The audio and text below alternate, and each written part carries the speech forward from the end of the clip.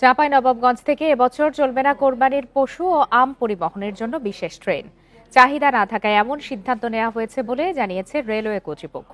তবে এবার আম পরিবহন করা হবে আন্তনগর ট্রেন বনলতা এক্সপ্রেসে, লাগেজ ভ্যানে। সোমবার এসব তথ্য নিশ্চিত করেন পশ্চিমাঞ্চল রেলওয়ের মহাব্যবস্থাপক মোহাম্মদ আব্দুল আওয়াল ভূঁইয়া।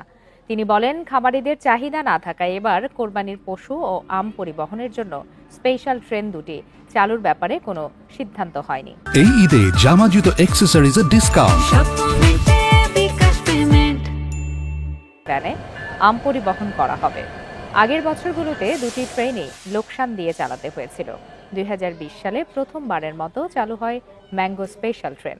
অন্যদিকে 2022 সাল থেকে কোরবানির পশু পরিবহনের জন্য চালু করা হয় ক্যাটল স্পেশাল ট্রেন।